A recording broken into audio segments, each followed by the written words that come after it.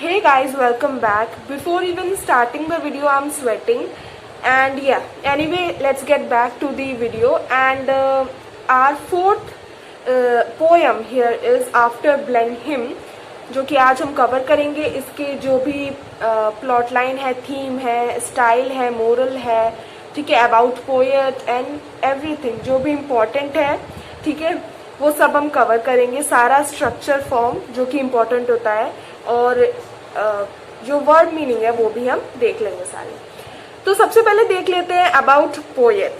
ठीक है, Robert Southey. ठीक है, ये है रॉबर्ट साउदे जो है इंग्लिश रोमांटिक पोएट थे. अच्छा, रोमांटिक पोएट मतलब it's not just about romance. ठीक है, रोमांटिक पोएट या फिर कोई भी राइटर है रोमांटिक, इसका मतलब ये है कि एक्चुअली जब 19th सेंचुरी स्टार्ट हुई तो लोगों के अंदर थॉट्स चेंज हुए.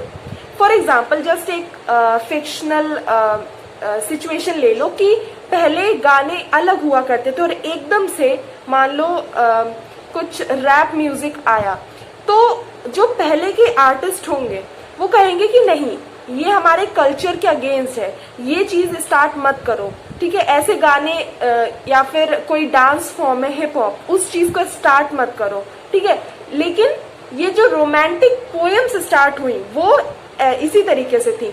जो पहले की थोड़ी अलग पोएम से मतलब एकदम उल्टी थी और लोगों को एक तरह से ये एक रेवोल्यूशन टाइप का था. तो 18th सेंचुरी के जो पोएट्स थे उनके अगेंस्ट या फिर कह सकते हो उनके अगेंस्ट ही था. ठीक है, और इस तरह से क्या है कि लोग जो पोएट्स थे वो कुछ नए आइडियाज के साथ आए कि नहीं, ये भी इस टाइप की भी पोएम्स होती हैं, और इस तरीके से ये स्टार्ट हुआ. तो रोमांटिक पोएम्स का मतलब क्या है? देखो, नेचर से रिलेटेड कोई पोएम हो जिसमें ब्यूटी, किसी भी चीज की ब्यूटी दिखाई जा रही हो, नेचर की, इमोशनल चीजें होंगी उसमें. ठीक है, वहां पे जो आर्टिस्ट है, जो क्रिएटर है, उसके पास सारी पावर होती है, फ्रीडम होती है कि वो कुछ बहुत अलग सा इमेजिन करके लिख सके. पहले ऐसी पोएम्स नहीं चलती थी, इमेजिनेशन पे यहाँ जोर डाला जाता है. तो आप समझ गए होगा रोमांटिक पोएट, कई जगह वर्ड आता है ये. ठीक है, तो इसको आप मिसअंडरस्टैंड मत करना, इसको इस तरीके से समझना. ठीक है, he was the poet laureate, मतलब कोर्ट पोएट, मतलब जो कोर्ट पोएट मतलब जो राजा की जो दरबार होता है उसमें जो इंक्लूडेड पोएट्स होते हैं, बहुत इंपॉर्टेंट. ठीक है, he wrote this poem in 1976 about a battle that took place in Blenheim, a village in southern Germany in 1704. ठीक है, तो 1704 में ब्लेनहिम जो कि एक छोटा सा गांव था, सदर्न जर्मनी का जो हिस्सा था, वहां पे एक बैटल हुआ था. उस बैटल से रिलेटेड इन्होंने ये पोएम लिखी थी, वो भी कब? 1796 में. ठीक है, ये जो एक्चुअली पोएम क्या है, ये एक एंटी वॉर पोएम है. ये बताती है कि वॉर के जो कंसिक्वेंस होते हैं वो नेगेटिव ही होते हैं, उससे कुछ भला नहीं होता है. यहाँ पे एक लाइन बार बार यूज की जाती है, it was a famous victory, but it was a famous victory, it was a great victory. मतलब इसमें बताया जा रहा है, इस लाइन का बहुत सिग्निफिकेंस है. ठीक है, ये मैं लास्ट में बताऊंगी क्योंकि क्वेश्चन यहाँ पे बहुत सारे बन सकते हैं, एक नहीं कई सारे. ठीक है, क्योंकि अभी आपको पोएम पता नहीं है तो उस बात को मैं बता दे रही हूँ जस्ट कि इम्पोर्टेंट लाइन है. और यहाँ पे ये बताने की कोशिश की जा रही है कि वॉर जो होता है उसकी कोई मतलब इम्पोर्टेंस नहीं होती. कई बार देखो वॉर इस टाइप के जो यहाँ पे हो रहे थे, एक्चुअली यहाँ पे इस पर्टिकुलर केस में एक ही वॉर की बात की गई है, जो कि क्या हुआ था, जिसमें इंग्लैंड ने फ्रेंच आर्मी को हरा दिया था. ठीक है, अब इसमें लोग मरे, तबाही हुई, सब कुछ हुआ, बट हुआ क्यों ये? अरे एक देश ने दूसरे देश पे कब्जा करने की कोशिश करी, दूसरे ने भी उस वाले पे कब्जा करने की कोशिश करी, लेकिन इंग्लिश जीत गए फ्रेंच के ऊपर. और इसीलिए इवन दो इतनी ज्यादा तबाही हुई, लेकिन फिर भी लोगों के अंदर एक सोच डाल दी गई थी कि जीते वो जीते, तो वो खुश हो रहे हैं कि हमारे लोग शहीद हुए थे. ये जो कॉमन लोग हैं, उनके गांव के लोग हैं, वो शहीद हो गए या फिर वो मर गए एक ग्रेट विक्ट्री में. जबकि ऐसा कुछ नहीं है. फायदा किसको हुआ? फायदा तो उन रॉयल लोगों को ही हुआ जो लड़ रहे थे. वो तो मरे नहीं, वो लोग तो मरे नहीं, और डिस्ट्रक्शन ही डिस्ट्रक्शन हुआ, कॉमन लोग जो सोल्जर्स थे वो सारे लोगों को परेशानी हुई बस, ठीक है। और ये जो वॉर था वो अराउंड सेकेंड वर्ल्ड वॉर जब हो रहा था उसके टाइम पे हो रहा था। देखो उस टाइम पे बात क्या थी कि लोगों के अंदर नेशनलिज्म कुछ ज्यादा बढ़ रहा था और इंपेरियलिज्म में चेंज हो जा रहा था। मतलब अगर मैं अपने देश से प्यार करती हूँ तो दूसरे देश को नीचा दिखाना ही मेरा मकसद है, उनसे हेल्दी कंपटीशन नहीं, बहुत ही ज्यादा बहुत ज्यादा एग्रेसिव कंपटीशन रखना स्टार्ट कर दिया था, ठीक है। मतलब कि दूसरे देश का इंसान है तो उसको नीचे दिखाना, इस तरीके से क्या लड़ाइयां बढ़ी। तो ये हो किस ले रहा है, इससे फायदा क्या आया, कुछ नहीं। यहाँ पे एक ओल्ड ग्रैंडफादर है जिनका नाम है कैस्पर और उनके 2 ग्रैंड चाइल्ड है, मतलब एक ग्रैंड डॉटर है और एक ग्रैंड सन है, ठीक है, विलेनमाइन एंड पीटर किंग। तो वही पूछते, वो दोनों ही पूछते हैं कि आप ग्रैंडफादर या ग्रैंडपा ये तो बताइए कि इस जो वॉर हुआ जिसके बारे में आप हमें बता रहे, इसका फायदा क्या था या इसलिए हुआ क्या, इतना सब कुछ डिस्ट्रक्शन हुआ तो इसकी वजह क्या थी और इससे क्या अच्छा आया। लेकिन वो कोई आंसर नहीं कर पाते और कहते कि it was a great victory, but it was a great victory, it was a famous victory. इससे क्या पता चल रहा है कि उनके सामने पर्दा डला हुआ है, उनको समझ ही नहीं आ रहा है, बस वो ग्रेट विक्ट्री लोगों ने कहा और 4 लोगों की बातें, पता नहीं कौन से 4 लोग उनकी बातें सुन के कि हाँ विक्ट्री हुई हमारी और हमारे, मतलब एक नहीं आ जाता है कि हम उनसे जीत गए, तो वो वाली भावना की वजह से इवन तो इस इंसान ने बहुत कुछ सहा। उस जब ये छोटा था, अभी तो ये बूढ़ा हो चुका है, जब ये छोटा था इसने बहुत कुछ सहा, लेकिन फिर भी ये उस चीज को जो इसका भ्रम है या वो जो फॉल्स का उसके सामने पड़ता है उसको हटा नहीं पाता है, ठीक है। और इवन दो ये इतना समझदार है इंसान, लेकिन ये समझ नहीं पाता। अभी जब आप ये पोएम देखोगे तो आपको समझ में आएगा। चलो देखते हैं। It was a summer evening, old Kaspar's work was done. Summer evening थी, समर की इवनिंग थी और ओल्ड कैस्पर का सारा काम हो चुका था, दिन भर का जो भी था, ठीक है। वो एक फार्मर था, ठीक है। And he before his cottage door वो सिटिंग इन द सन, और वो अपने कॉटेज मतलब कुटिया मतलब हट के डोर के सामने जो है सन में बैठा हुआ था। सन मतलब शाम हो रही थी तो वो थोड़ा धूप ले रहा था, ठीक है। And by him sported on the green his little grandchild Wilhelmine, ठीक है, विल्हेलमीन या विल्हेलमाइन जो भी आप कहो, ठीक है। तो इसको समझने के लिए देखो, एंड नियर बाई लिख दो उस जगह जैसे आप समझ पाओ, ठीक है। एंड नियर बाई मतलब उनके पास ही, स्पोर्टेड मतलब खेल रहा था, ऑन द ग्रीन, खेल रही थी, ऑन द ग्रीन मतलब कि जहाँ पे घास फूस वाला एरिया है, ठीक है, ग्रीन जगह पे। तो उसके उन बूढ़े इंसान मतलब कैस्पर के पास ही उसकी जो है ग्रैंड चाइल्ड विल्हेलमाइन जो है, छोटी ग्रैंड चाइल्ड मतलब छोटा सा बताया जा रहा है कि वो ज्यादा एज की नहीं होगी, 10, 11 ऐसे, ठीक है। Grandchild Wilhelmine sported on the green, ठीक है। फिर नेक्स्ट स्टैंजा में बताते हैं, she saw her brother Peterkin roll something large and round. तो उसने देखा अपने भाई पीटर किंग को कि वो कुछ बड़ा सा कुछ घुमाते हुए ला रहा है अपने हाथों में या फिर पैरों से मारते हुए, ठीक है। which he beside the rivulet in playing there had found, which वो जो चीज थी वो एक्चुअली उसने rivulet मतलब small bank of any small river, ठीक है, जो किनारा होता है छोटी सी रिवर का, वहां से उसे मिला था, उसने फाउंड किया था, मतलब जब वो खेल रहा था इन प्लेइंग, ठीक है, उसे मिला था। he came to ask what he had found that was so large and smooth and round। तो एक्चुअली पीटर किंग अपनी बहन के पास क्यों आया था, ये पूछने के लिए कि जो उसने खेलते वक्त उसे ये गोल सी इतनी लार्ज स्मूथ और राउंड चीज मिली है, वो है क्या, ठीक है। उसे समझ नहीं आ रहा था उसे कहाँ से ये मिली थी, एक रिवर, छोटी सी रिवर, रिवुलेट, ठीक है, एक छोटी सी रिवर के किनारे खेलते वक्त, ठीक है। Old Caspar took it from the boy. तो ओल्ड कैस्पर ने, मतलब उसने वो सवाल तो दोनों से ही पूछा था, तो फिर कैस्पर ने उसके हाथ से वो चीज ले ली। हु स्टूड एक्सपेक्टेंट बाय, जो कि किससे ले ली, फ्रॉम द बॉय, बॉय के हाथों से ले ली, जो कि मतलब हु एक्सपेक्टेंट बन के खड़ा हुआ था सामने, एकदम टकटकी लगाए अपने दादाजी के सामने, ठीक है। एक्सपेक्टेंट मतलब एक कोई इंसान जो किसी आंसर को एक्सपेक्ट कर रहा हो, मतलब वो जानने के लिए इच्छुक है कोई चीज, तो एकदम बच्चे एकदम क्यूरियोसिटी से नहीं देखते जब भी वो छोटे छोटे क्वेश्चन पूछते हैं जो हमें बेकार से क्वेश्चन लगते हैं, बट उनको उसमें बहुत क्यूरियोसिटी होती है. And then the old man shook his head and with a natural sigh. ठीक है, तो फिर ओल्ड मैन ने अपना सिर हिलाया जैसे कि वो समझ गया कि वो क्या चीज है, और कहता है नेचुरल साई. साई मतलब होता है आह, पेन से, जैसे हम कहीं बैठे होते हैं और एकदम से हमें कुछ रियलाइज होता है, या फिर कुछ भी हमें अकेले बैठे और हम फिर ऐसे करते हैं, मतलब एक सांस छोड़ते ऐसे, चलो मतलब कोई मुसीबत टली तो हम ऐसे ही करते हैं, तो वो होता है साई. ठीक है, लॉन्ग ब्रीथ. जैसे नेचुरल साई के साथ मतलब कि आर्टिफिशियल नहीं थी उसके, और मतलब ऐसा हुआ उसके साथ. नेचुरल साई के साथ उसने बोला, सेड ही, क्या बोला था उसने, it is some poor fellow's skull. ये किसी बेचारे, पुअर मतलब यहाँ गरीब नहीं है, बेचारे इंसान के, फेलो मतलब किसी बेचारे इंसान का स्कल है, खोपड़ी है. एक्चुअली वो एक खोपड़ी घुमाते हुए आ रहा था, स्कल. ठीक है, अच्छा यहाँ पे इसका मतलब होता है इट इज.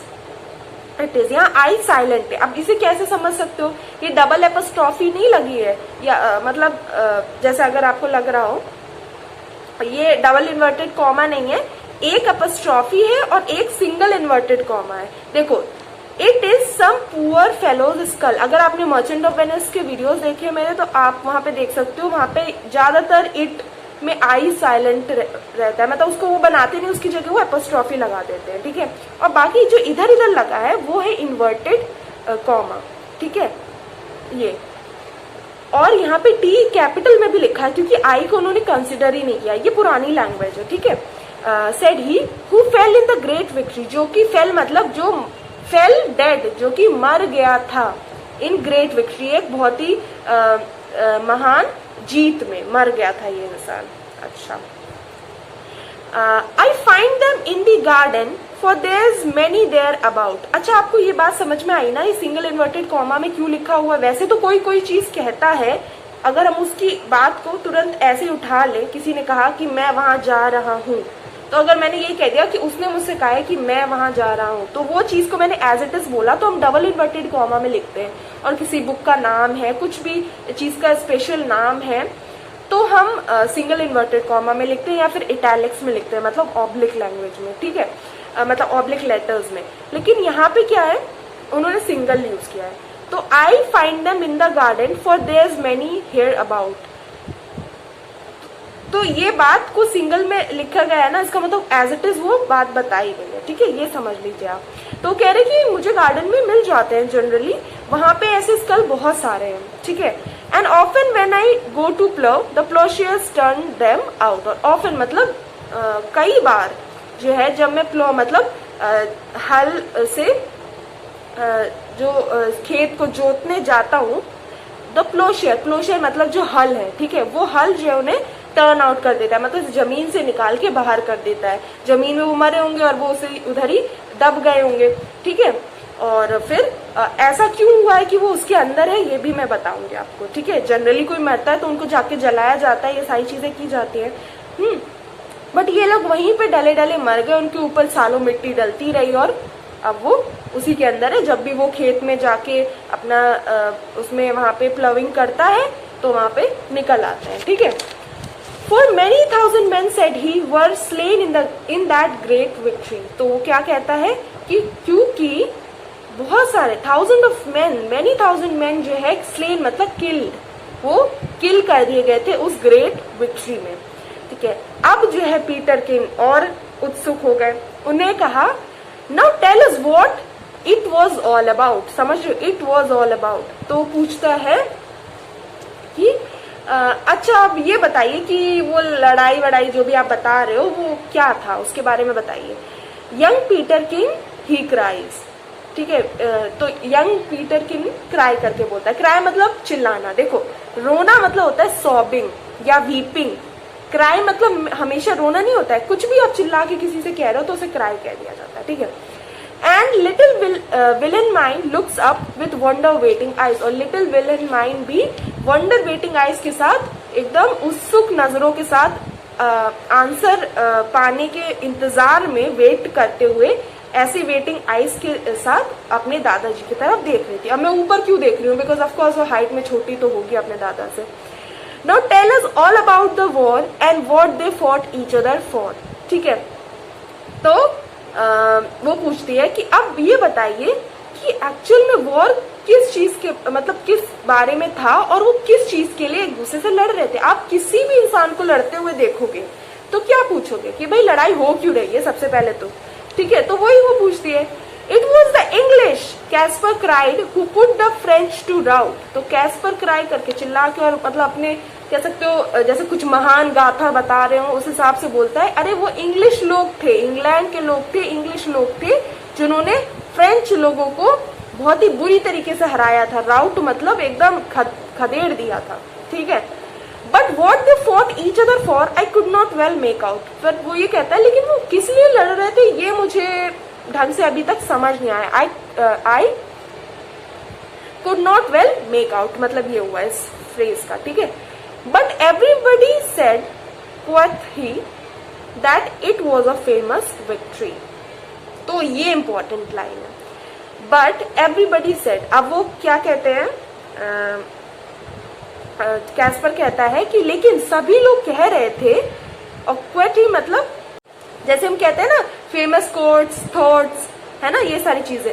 तो वो कोट मतलब क्या होता है, कोई फेमस इंसान ने कुछ कहा है या फिर किसी ने भी कुछ कहा हो तो उसको हम लोग इन्वर्टेड कॉमास में एज इट इज बोलते हैं। तो वही कहता है कि सब कहते थे, मतलब सब कहा करते थे और अभी भी कहते हैं, बट यहाँ पे सेड लिखा है, मतलब सब लेकिन यही कह रहे थे उस वक्त दैट वो एक बहुत ही फेमस विक्ट्री थी।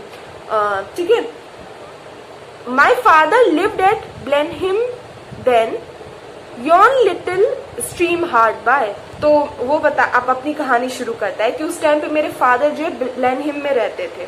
योन मतलब होता है नियर बाय, पास में। ठीक है, नियर एक लिटिल स्ट्रीम, हार्ड बाय मतलब बहुत ही कम दूरी पे, मतलब हार्डली मतलब थोड़ी दूर पे जहाँ उनका घर था उसके थोड़ी दूर एक स्ट्रीम मतलब एक नदी, छोटी सी नदी टाइप की थी। ठीक है, they burned his dwelling to the ground and he was forced to fly. उन लोगों ने, मतलब वो लोग जो मतलब दूसरे आर्मी की तरफ से, उन्होंने उनका ड्वेलिंग मतलब घर। अब ड्वेलिंग एक किसी का महल भी हो सकता है, किसी की झोपड़ी भी हो सकती है, मतलब घर है वो जहां भी रहता हो।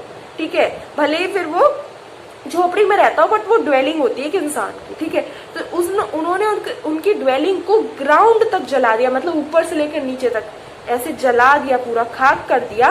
एंड उन्हें फोर्सफुली वहां से भागना ही पड़ा उन लोगों की वजह से। He was forced to fly from that place. ठीक है, फ्लाई मतलब ये नहीं उड़ना, मतलब भागना। So with his wife and child he fled nor had he where to rest his head. सो वो अपने वाइफ और बच्चों के साथ वहां से फ्लाई मतलब भाग गए। फ्लेड होता है फ्लाई का पास्ट। नॉर, और उनके पास जगह नहीं थी अपने सर को छत से ढकने के लिए, रेस्ट करने के लिए। ठीक है, with fire and sword the country round was wasted far and wide. With fire and sword मतलब तलवारों के साथ पूरी कंट्री ऑल अराउंड जो है वेस्ट, वास्टेड नहीं वेस्टेड मतलब तबाह हो गई थी। फार एंड वाइड, वाइड मतलब तो चारों ओर, और फार मतलब दूर दूर तक पूरी तबाही मच गई थी फायर और स्वॉर्ड से। And many a children mother then many a childing mother. Childing mother कौन होती है, जो छोटे बच्चों की माँ होती है, जिन बच्चों को अपनी माँ की जरूरत होती है, मतलब छोटे हो, मतलब 1-2 साल के। ठीक है, तो बहुत सारी, मैनी मतलब बहुत सी, चाइल्डिंग मदर ऐसी मदर जिनके बच्चे छोटे थे वो। एंड उस समय, देन मतलब उस समय कुछ ऐसी मदर्स, बहुत सी ऐसी mothers and new born baby मर गए थे। तो मतलब किसी की माँ की मौत हो जा रही थी और किसी के छोटे छोटे बच्चों की डेथ हो जा रही थी।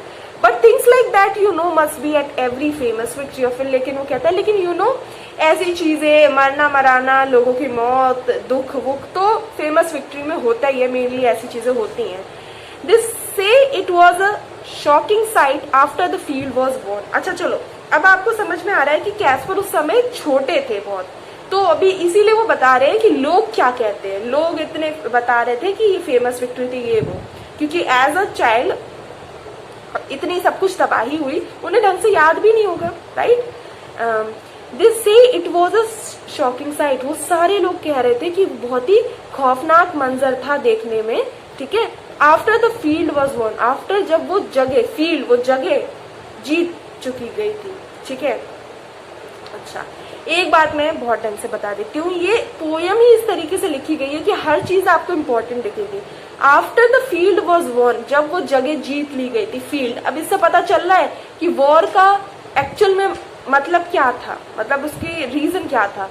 वो एक दूसरे की जगह को बस लेना चाह रहे थे। मोस्टली यही होता है, जो भी किंग है, लीडर है, वो अभी भी ऐसा होता है। अभी इवन दो वॉर्स नहीं होते हैं, बट ईगो है लीडर्स में, कई लीडर्स में ईगो होती है, उसकी वजह से ही दूसरे देश के साथ उनके जो रिलेशन है वो खराब हो जाते हैं। अभी तो यूनाइटेड नेशंस जैसी कई इंटरनेशनल ऑर्गेनाइजेशंस हैं जो पीस को मेंटेन करे हुए हैं, ठीक है। नहीं तो अभी भी ऐसे लीडर्स हैं जो लड़ाई जो है करने के लिए तैयार रहते हैं। आपको भी कुछ ऐसे देशों के बारे में पता होगा।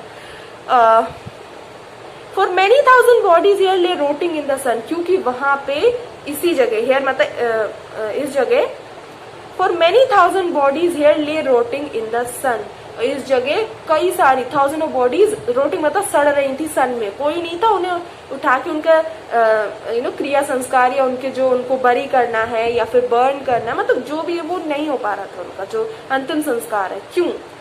क्योंकि भैया जो बचे थे वो भाग चुके थे वहां से, और जो नहीं बच पाए वो वहीं दब गए।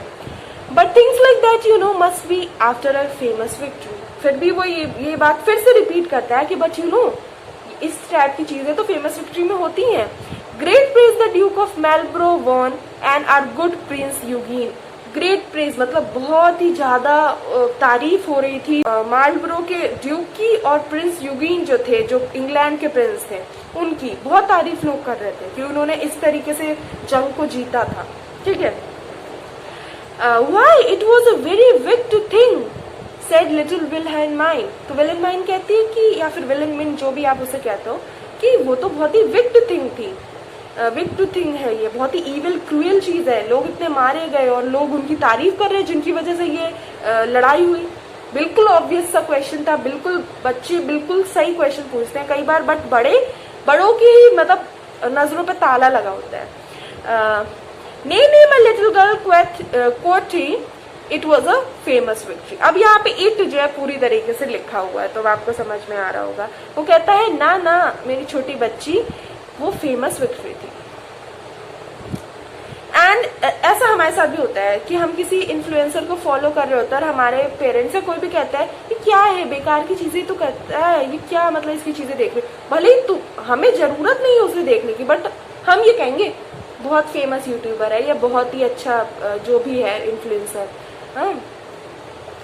And everybody praised the Duke who this great fight did win, ठीक है। और सभी जो है उस ड्यूक की तारीफ कर रहे थे ऑफ इट एट लास्ट। तो फिर पीटर किंग बोलता है कि भाई इससे क्या भला निकला, मतलब कुछ मिला तो होगा, क्या मिला आपको लड़ाई के बाद? Why that I cannot tell, said he, but it was a famous poem ends। और ये बहुत बड़ा टॉन्ट कमेंट है, बहुत ही स्ट्रॉन्ग पोएम है। उस टाइम पे इस पोएम का विरोध ऑफ कोर्स हुआ होगा। इसमें बोला है इन्होंने कि वाई, मुझे वो तो नहीं पता कि ये लड़ाई से क्या भला निकला, बट हाँ वो एक फेमस विक्ट्री थी, वो जीत थी हमारी। तो अब मैं आपको बता देती हूँ, जो लाइन ये बार बार रिपीट करता है लास्ट में, इसकी दो सिग्निफिकेंस है। पहली चीज कि वॉर का जो पॉइंट है वो एकदम पॉइंटलेस है, मतलब उसकी जो वजह है वो एकदम उसका कोई वजह नहीं होती है वॉर की, ठीक है। उससे सिर्फ और सिर्फ डिस्ट्रक्शन ही आता है। और वॉर की तब स्थिति होती है ना जब एकदम कोई देश मान ही नहीं रहा है, लेकिन अपनी रक्षा में लड़ाई करना और अपने जो इच्छाएं बढ़ जानी उसकी वजह से लड़ाई करने में फर्क होता है। और ज्यादातर वॉर अभी तक किस लिए हुआ है? एक राजा को लग रहा है कि वो सही है, दूसरे को लग रहा है मैं सही हूँ, और वो अपने ईगो में लड़ाई कर रहे हैं, या फिर उन्हें जगह चाहिए एक दूसरे की, पैसा चाहिए, खजाना चाहिए, ठीक है। ये वजह होती है, ठीक है। तो यही चीज है। और दूसरी जो वजह, दूसरा जो सिग्निफिकेंस है इस लाइन की, वो ये बताता है कि वॉर में किसी की जीत नहीं होती है, एक्चुअली किसी की जीत नहीं होती है। एक वॉर जीत लिया, उसमें आपने विक्ट्री पा ली, उसके बाद आपको दूसरे चाहिए। तो वो चीज कभी स्टॉप नहीं होती और कोई नहीं जीतता है उसमें। जो हारा वो भी हारा और जो जीता वो भी हारा, क्योंकि उसके मेन जो उसकी जनता है वो तो खुश नहीं है ना, उसमें मातम छाया हुआ है आफ्टर वॉर, और वो आराम से बैठे जो है पार्टी कर रहे हैं जीत की। तो आपको क्या लगता है जब एक सोल्जर जाता है, सोल्जर ग्रुप ऑफ सोल्जर पूरी आर्मी जाती है, तो उसके जो लीडर्स हैं वो क्या कहते हैं उनसे? अगर वो दूसरी जगह को सिर्फ हड़पना चाहते हैं तो वो क्या कहेंगे कि हमें अपनी मतलब आज अपना जो जिसके लिए तुम पैदा हुए उस चीज को करके दिखाओ। अब ऐसा नहीं होता ज्यादा, लेकिन इस चीज को मतलब जो तुम्हारा वजह है जीने की उसे पूरा करो। अब भले ही मर जाओ या मार दो या मर जाओ, बस यही चीजें मतलब, और हमें वहां जीतना है, फतेह हासिल करनी है, मतलब ये वो। तो वहां पे भी क्या उनके मन में लाया जा रहा है कि हमें जीतना है। वो जीत के चक्कर में कंपटीशन बहुत था, ठीक है। और ये मैन इस तरीके से क्रूएल बन जा रहा है, उसे नहीं समझ में आ रहा है कि वो दूसरे देश का भले ही इंसान है, लेकिन है तो इंसान, क्यों मार रहे हो उसे, ठीक है। उसकी क्या गलती है? कॉमन लोगों की लाइफ को डिस्ट्रॉय कर रहे हो। आर्मी से लड़े तो चलता भी है, लेकिन कॉमन लोगों की लाइफ डिस्ट्रॉय कर रहे हैं, जिन्हें कोई मतलब नहीं है कि कौन जीत रहा है कौन हार रहा है। वो गरीब है और वो अपना जितना है उनके पास उतने में सेटिस्फाई, उनको नहीं है कि विक्ट्री चाहिए, बट उनके अंदर भी ये बात डाल दी गई विक्ट्री चाहिए, राइट, जैसा कि कैस्पर है वो सोच रहा था। दूसरी चीज है curiosity and lack of curiosity. Kaspar के अंदर क्यूरोसिटी नहीं, कुछ जानने की, क्वेश्चन करने की नहीं है। जो लोगों ने छोटे से बता दिया कि विक्ट्री, तो उसने वो मान लिया, कोई क्यूरोसिटी उसके अंदर नहीं थी, बल्कि ये छोटे बच्चे थे उनके अंदर क्यूरोसिटी होती है, ठीक है। जब वो छोटा होगा, कैस्पर छोटे होंगे तब शायद उनके अंदर हो, बट वो दब गई समय के साथ। और कॉम्प्लेसेंसी या कॉम्प्लेसेंसी कहते हैं, ठीक है। इसका मतलब क्या होता है कि सेटिस्फैक्शन, ऐसा सेटिस्फैक्शन जो आपने बिना क्वेश्चन किए अपने अंदर ले आए आप, ठीक है, कि हाँ लोग तो मरते ही हैं ऐसी विक्ट्री में, ये वो, मतलब सेटिस्फाइड हो आप, लोग मरे सेटिस्फाइड हो, आपने क्वेश्चन नहीं किया, सोच नहीं रहे हो, लॉजिक नहीं लगा रहे हो, ठीक है। अच्छा, अब बात करते हैं स्टाइल की। तो इसका नरेशन है बैलेड स्टाइल का, मतलब कि एक स्टोरी को एक पोएम की फॉर्म दे दी गई है, ये होता है। और रिफ्रेन का भी इस्तेमाल किया गया है। रिफ्रेन में देखो ऐसा है, मतलब वो जो लाइन बार बार रिपीट की जा रही थी, but it was a famous victory, ये वो, ठीक है, तो वो रिफ्रेन होता है। काइंड ऑफ रेपिटेशन भी है इसमें, एक पॉइंट रेपिटेशन का भी है। तो रेपिटेशन मतलब होता है किसी वर्ड का, फ्रेज का रेपिटेशन, और रेपिटेशन का ही एक काइंड है रिफ्रेन, जो यहाँ पे बताया गया है, but it was a famous victory, वो चीज को 3-4 बार रिपीट किया गया है, तो वो चीज है, ठीक है, ये भी इम्पोर्टेंट है। और राइम की बात ऐसी है कि राइमिंग भी यहाँ पे बहुत सारी है, जैसे कि it is some poor fellow's skull said he who fell in the great victory. ऐसे बहुत सारे एग्जाम्पल है जहाँ पे ये राइमिंग है। बाकी और हाँ, इसका जो एंड राइमिंग ऐसी है कि ABCDDD इस वाले फॉर्मेट की है, ठीक है। और एलिट्रेशन मतलब किसी एक पैराग्राफ है या एक लाइन है, उसमें जो वर्ड है, स्टार्टिंग वर्ड है, मतलब वर्ड है, उसकी स्टार्टिंग लेटर है वो सेम है, ठीक है। फॉर एग्जाम्पल अभी देखते हैं, और इसमें थोड़ा सा अभी चेंज भी है, अभी दिखाते हैं। Now tell us what it was all about. अब इट का आई तो साइलेंट है, तो टी को ही मेन लिया गया है, तो टेल और टी एक जैसा है। फिर यंग पीटर किन ही क्राइज, तो पीटर किन टी। अब देखो ऐसा नहीं है, अबाउट में भी तो टी आया था, it was all about, but T उसमें मेन सिलेबल का हिस्सा नहीं था। मतलब कि सिलेबल क्या होता है, आप एक वर्ड को जहां पे जोर दे के उसको तोड़ के बोलते हो, जैसे अंडरस्टैंड, उसको अंडरस्टैंड जब आप छोटे होते हो, बच्चे होते हो, तो कैसे इसको सिलेबल बाय सिलेबल देखते हो, राइट। तो उस हर सिलेबल में जो इम्पोर्टेंट है, जिसपे आप जोर दे रहे हो, वहां पे अगर ये लेटर आया है, फॉर एग्जाम्पल पीटर किन, तो टी उसमें मेन था, मतलब मेन मतलब उसको सप्रेस एकदम जोर दे के बोला जा रहा था, तो उसमें वो टी इंक्लूड किया गया है। जरूरी नहीं है, अभी तक के वीडियोस में मैंने ये बोला था कि एक वर्ड है और बहुत सारे वर्ड्स है, उसकी स्टार्टिंग में सेम लेटर आ रहा है, तो हमने कह दिया एलिट्रेशन है, रिपीटेशन है, बट वो नहीं होता है सिर्फ। With and little will help mine, देख रहे हो, विल हेल्प माइन, तो उसमें LLL काफी बार आया, ठीक है। लुक्स अप L आया, with wonder waiting eyes, with wonder waiting, समझ रहे हो। Now tell us all about the war, फिर W आ गया, and what they fought each other for, what में भी डब्ल्यू आ गया, और फिर फॉट और फॉर में एफ आ गया। समझ रहे हो, सिर्फ एक लाइन में जरूरी नहीं है।